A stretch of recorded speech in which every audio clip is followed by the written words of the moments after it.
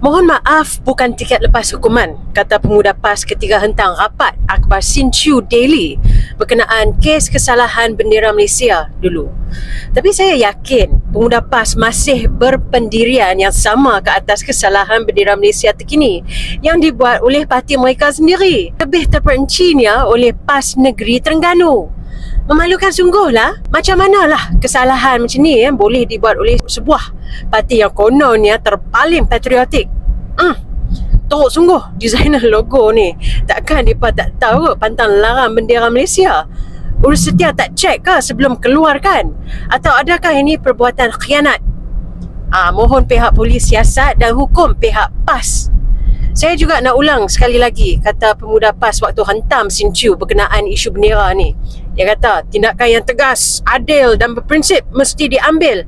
Lagi memastikan perkara sebegini tidak berulang dan maruah negara harus dipertahankan. Ada sepatah dua kata dari kawan-kawan PAS berkenaan isu ni tak? Nak tengok hampa nak spin macam mana pula lepas ni. Salam sejahtera Malaysia, denyut nadi suara rakyat bergema di channel ini. Okey, tuan-tuan dan puan-puan yang dihormati sekalian.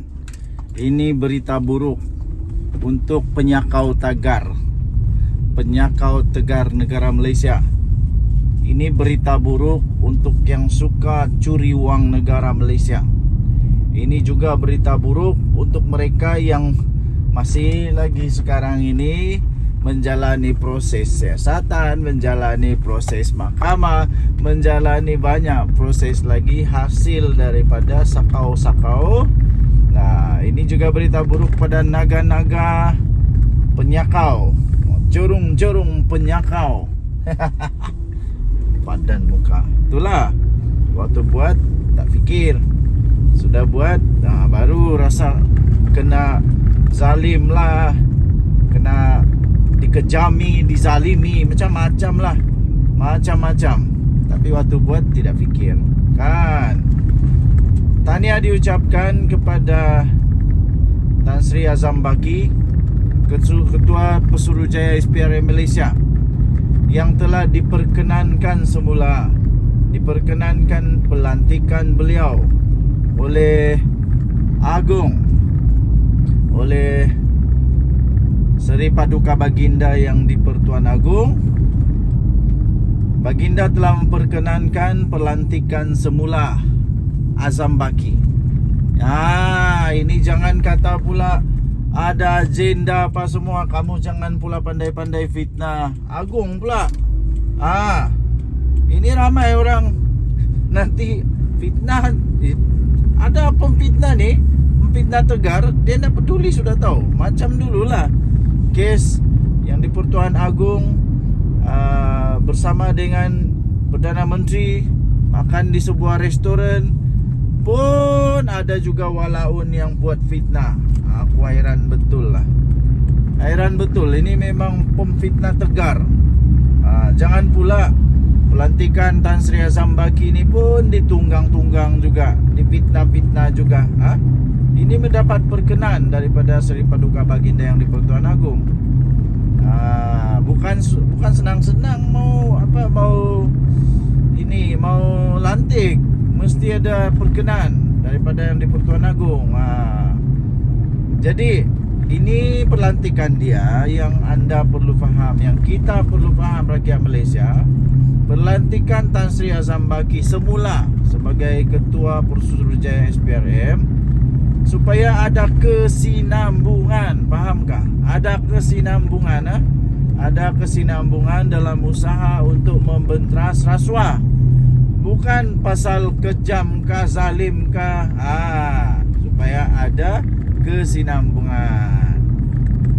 Okey, tuan-tuan dan puan-puan yang dihormati sekalian, kita doakan yang terbaik kepada SPRM.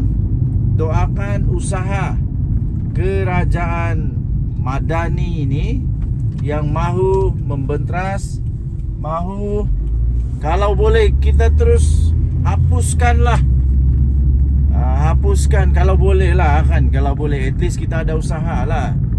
At least kita ada usaha. Kalau boleh, kita berdoakanlah supaya terhapus keinginan rasuah berrasuah, memberi rasuah menerima rasuah, makan rasuah, dan macam-macam lah. Dia punya impact dia punya natijah. Apa itu natijah? Dia punya consequence. Consequence dia ialah kita punya negara sendiri, quality control hampas, macam-macam lah. Ya, kau bayangkanlah kalau kerana rasuah, satu-satu produk tu sepatutnya harga dia RM2, tapi kerana rasuah, produk itu punya nilai bukan RM2, jadi 80 sen. Nah, kualiti dia macam mana? Macam gitulah.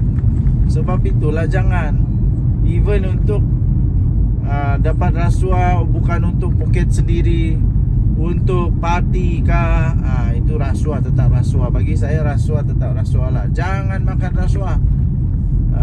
Yang kaya kamu saja. Orang yang susah tetap susah, selama-lamanya susah. Anda rasa berdosa kah? Okey. Tinggalkan komen anda. Denyut Nadi Suara Rakyat bergema di channel ini. Jangan lupa tekan butang subscribe, like dan share. Kita jumpa lagi. Bye-bye. Salam sejahtera, selamat petang geng-geng, tong-tong Pinai semua di Sabah.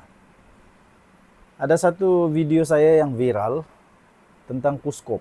Pertama sekali, sebelum saya ingin menjelaskan apalagi program yang Kuskop bawa sekarang, saya ingin menjelaskan dulu kesalahpahaman beberapa komen yang telah ditulis ya. Ramai orang ingat Kuskop ini scam. No, this is not scam. Ini adalah badan kerajaan. Ini jabatan kerajaan ya, bukan main-main. Ini Kementerian Pembangunan Usahawan dan Koperasi. Itu singkatan dia Kuskop. Ramai juga orang kata ini adalah satu yang bersifat bukan pemberian. Of course, ini bukan pemberian free. Maksudnya Anda perlu berusaha untuk maju.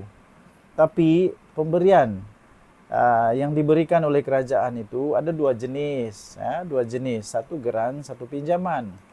Ya, jadi apa yang saya ingin tuan-tuan dan puan-puan lakukan ialah masuk ke dalam laman web Kuskop dan pilihlah mana yang sesuai bagi Anda untuk menjalankan perniagaan.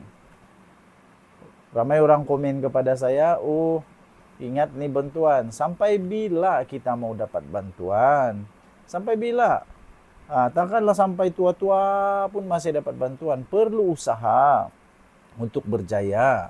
Kalau dapat geran pun, walaupun geran itu tidak perlu dibayar, tapi geran itu perlu usaha tuan-tuan dan puan-puan untuk berjaya. Kalau memang ada sudah mindset sedia kan di dalam fikiran, ada mindset yang saya ini mau pok-pok duit saja, tidak perlu. Jangan. Kerana itu hanya menyusahkan Anda, menyusahkan orang lain. Orang lain yang betul-betul mau jadi usahawan tidak dapat. Kamu yang main-main saja, mau pok-pok saja, itu menyusahkan.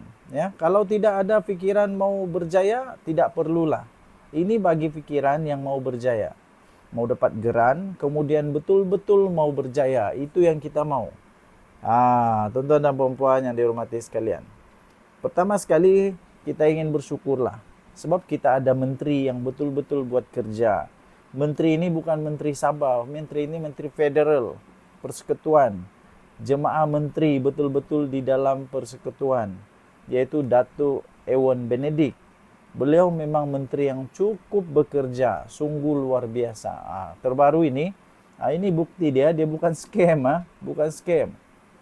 Baru-baru ini Kementerian Pembangunan Usahawan dan Koperasi, yaitu Kuskop, singkatan dia Kuskop, mengumumkan memperuntukkan sebanyak 2 juta ringgit Malaysia kepada Center for Entrepreneur Development and Research atau CEDAR, CEDAR, untuk menerajui program Maju Usahawan Madani tahun ini. Menteri dia sendiri, Datuk Ewan Benedict sendiri berkata, antara modul bimbingan yang ditawarkan dalam program kelolaan CEDAR itu termasuklah strategi pengurusan kredit, e-invoicing, kecerdasan buatan atau AI, adaptasi teknologi, pengurusan perniagaan halal, termasuk amalan alam sekitar, sosial dan takbir urus ESG.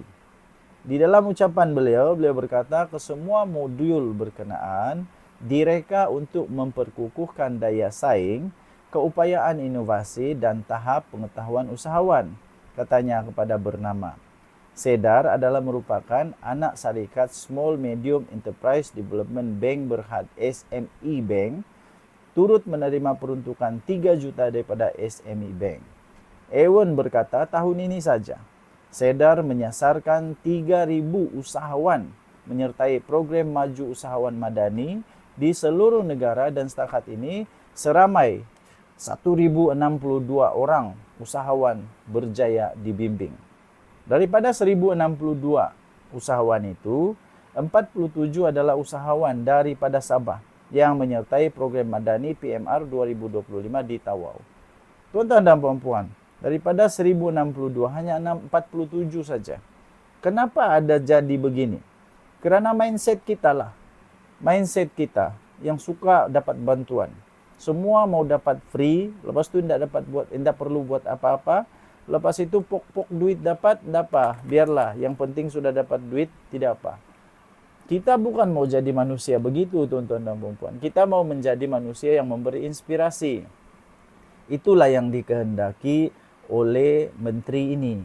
Dalam ucapan beliau, saya sendiri mendengar, beliau mahu supaya ada cerita inspirasi yang berjaya.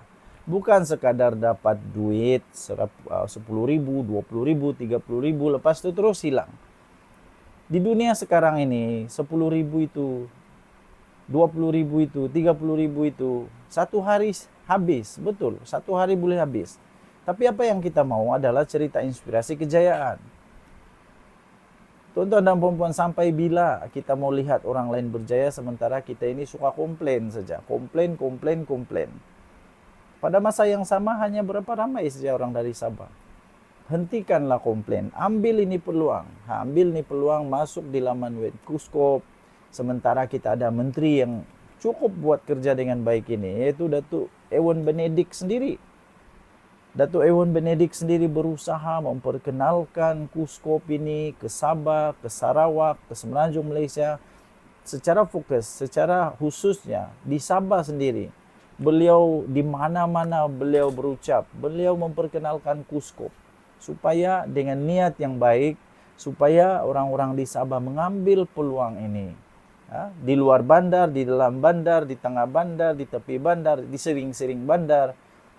Kita semua ada peluang yang sama. Ada banyak program yang dibuat oleh Kuskop khusus untuk Anda sesuai di bandar, sesuai di tepi bandar, sesuai di luar bandar. Semua ada. Masalah dia, kita tidak pernah ambil peduli. Masalah dia, kita tidak ambil peduli. Setiap kali dicerita, bilang scam. Bukan semua benda scam. Minta maaf, kalau Anda mau cari cerita scam, bukan di sini, cari tempat lain. Saya tidak cerita tentang scam. Okey? So, tuan-tuan dan puan-puan yang dihormati sekalian, cepat-cepatlah ambil perhatian, ambil peluang, masuk laman web Kuskop, tengok di sana. Semua ada dia punya cara bagaimana untuk apply, siapa yang layak apply, berapa boleh dapat. Mana tahu inilah peluang kita untuk mengubah hidup. Ingat, mengubah hidup. Bukan untuk dapat duit semata-mata terus hilang begitu saja. Ya, kita mau mencipta manusia-manusia yang lestari kekayaan dia, yang akhirnya dapat menjadi inspirasi kejayaan dan akhirnya dapat beri peluang kepada orang lain untuk berjaya juga. Bayangkan kalau Anda berjaya. Bayangkan kalau Anda berjaya, Anda boleh memberikan peluang pekerjaan kepada orang lain. Berapa ramai yang Anda boleh bantu. Daripada hanya dapat bantuan 1.000, 2.000 ringgit, itu bagus. Itu bagus, tapi berapa lama itu boleh habis? Saya ingat kawan saya cakap, satu perkara yang membuatkan saya berfikir. Betul, berfikir dalam. Betul juga apa kawan cakap. Yaitu dia kata, bayangkan kalau esok kita mati, apa legasi yang sudah kita buat? Apa yang sudah kita tinggalkan? Yang itu yang perlu difikir. Sebab itu tuan-tuan dan puan-puan, ambillah cepat-cepat peluang yang ada, masuk ke dalam laman web Kuskop dan lihat apa yang ada di sana yang boleh membantu Anda. boleh membantu keluarga Anda, boleh membantu community Anda. Ya, itu yang kita mau. Oke, so teruskan tinggalkan komen. Sama ada komen kamu bagus, kayak tidak bagus, tetap juga saya baca. Saya tetap baca, saya jawab mana yang boleh jawab. Yang tidak patut dijawab, tak payah jawab. Oke, tinggalkan komen, share kepada kawan-kawan supaya dorang tahu perkara ini perkara yang betul. Ingat laman web Kuskop. Menteri dia Datuk Ewan Benedict, ya. Menteri yang muda, bertenaga, mempunyai pandangan ke depan yang cukup baik dan mau rakyat Sabah menjadi berjaya.